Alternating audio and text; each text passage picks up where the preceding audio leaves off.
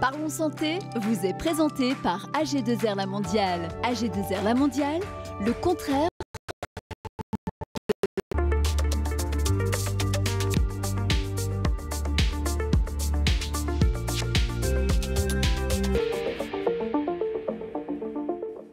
Bonjour à tous, bienvenue dans Parlons Santé, le magazine de toute l'actualité médicale dans la Loire. Si je vous dis mal partout, mal tout le temps, et oui, la fibromyalgie, cette maladie qui touche entre 2 et 5% de la population et surtout des femmes. Pour mieux comprendre cette maladie, j'accueille Cathy Aubert de l'association Fibromyalgie SOS, association qui a été créée en 2014. Bonjour Cathy. Alors, tout d'abord, avant de commencer, expliquez-nous qu'est-ce que la fibromyalgie ? Alors, la fibromyalgie, c'est un déséquilibre du système nerveux autonome qui entraîne un dysfonctionnement dans le contrôle de la douleur, d'où notre hypersensibilité. Donc, si je vous donnais un exemple, si on pince une personne qui n'est pas fibromyalgique, elle va monter au cerveau et va redescendre. La personne va faire « aïe ». Si on pince une personne fibromyalgique, la douleur va monter au cerveau, va redescendre, va remonter, va redescendre, etc. Et la personne, elle, va faire aïe, aïe, aïe. Tout simplement parce qu'on a des douleurs en continu et beaucoup plus importantes que les autres personnes. Alors, ces personnes fibromyalgiques ont des douleurs migrantes dans tout le corps. Elles vont aller voir leur médecin, elles vont passer diverses radiologies, examens biologiques également. Tous ces examens vont revenir négatif. Donc, à partir de ce moment-là, on nous entendra dire que c'est dans la tête. Alors, ce que je voulais surtout préciser, que c'est bien dans le cerveau, la dipsie, comme beaucoup peuvent le penser encore aujourd'hui. Alors, quels sont ces symptômes ?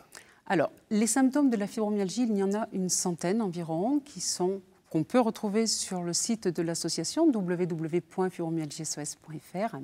Alors, bien entendu, on ne les a pas tous. Alors, je vais vous en citer 2-3 qui reviennent le plus souvent chez un fibromyalgique. Alors, comme je vous l'ai dit précédemment, des douleurs migrantes et diffuses qui entraînent une fatigue assez intense, voire jusqu'à l'épuisement.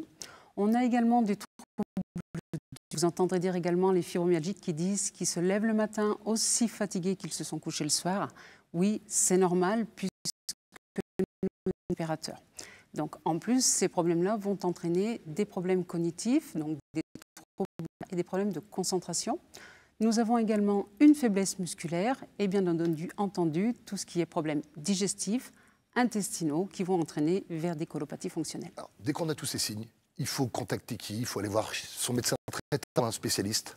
Alors, si c'est pour poser un diagnostic, nous conseillons d'aller dans le service de médecine interne de l'hôpital le plus proche de chez soi. Tout simplement parce que les médecins de médecine interne ne vont pas s'arrêter à une spécialité, mais vont s'intéresser à tout ce qui est rhumatologie, neurologie et maladies auto-immunes. Il est imposer ce diagnostic car la fibromyalgie est un symptôme commun avec d'autres maladies qui sont par exemple la sclérose en plaques, la spondylarthrite ankylosante, la polyarthrite. Procéder à un diagnostic d'élimination.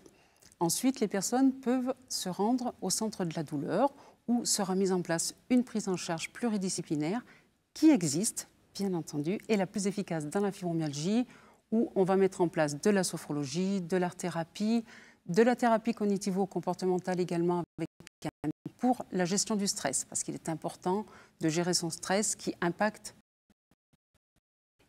Comment est posé le diagnostic ? Il s'appuie sur quels critères ? Alors, le diagnostic s'appuie sur les critères de 1990 qu'on appelle les points de Yunus. Ce sont 18 gâchettes qui sont sur le corps et quand on effectue une pression sur ces points, le fibromyalgique les ressent très douloureusement. Alors, depuis 2010, le diagnostic a un tout petit peu évolué puisque aujourd'hui, nous ne parlons plus de points douloureux, mais plutôt de zones douloureuses. Et surtout, et ce qui est important, c'est qu'ils prennent en compte l'état du patient dans ses journées quotidiennes, comme le sommeil, le stress, la fatigue. Alors, je vous propose qu'on parle maintenant de l'association. Qu'est-ce que fait l'association pour aider ces patients ? Alors, dans l'association, nous, pour les aider, nous leur apportons un maximum d'informations. Nous leur faisons partie des études et pour des gens ou des kinés qui ont besoin de faire des études également. Moi, je fais des permanences à l'hôpital Nord. Donc, les derniers mercredis, tous les 2 mois, de 13h30 à 1h, sur rendez-vous, où je reçois des personnes fibromyalgiques diagnostiquées ou pas, puisqu'il y a des personnes qui ne le sont pas encore, pour leur donner diverses informations, qu'elles soient sur la maladie ou bien entendu administratives, puisqu'elle rencontre beaucoup de problèmes à ce niveau. Alors, combien dure à peu près le temps pour que ça soit entre... Alors, qu'est-ce que vous entendez par prescrit?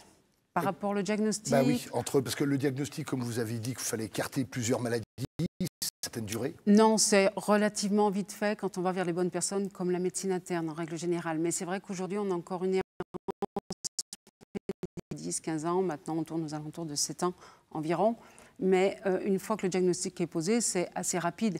Le tout, c'est de trouver les bonnes informations pour mettre la prise en charge pluridisciplinaire en place. Est-ce que tous les médecins sont faits de cette maladie? Alors, oui et non. Au fait, mais ils ne la prennent pas toujours en compte parce qu'ils ne croient pas encore à la fibromyalgie. Donc ça reste encore compliqué, d'où un peu cette errance, puisque même quand les personnes sont diagnostiquées, souvent les médecins n'ont pas ces informations à leur communiquer. Donc de là, on leur conseille d'appeler les associations comme Fibromyalgie SOS pour pouvoir avoir ces informations sur la prise en charge. Donc du coup, l'association fait aussi beaucoup de travail vis-à-vis des médecins pour faire reconnaître cette maladie? Bien sûr, tout à fait. D'ailleurs, une enquête a été faite en 2014 sur la fibromyalgie avec divers médecins où on relate tous les faits sur la fibromyalgie. Et il est vraiment très intéressant d'avoir cette enquête.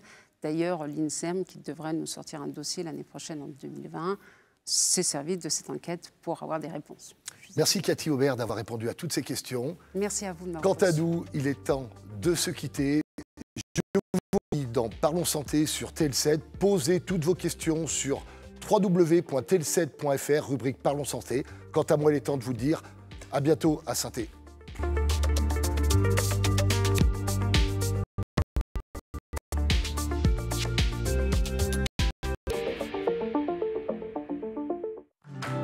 Vous avez regardé votre magazine Parlons Santé avec AG2R La Mondiale.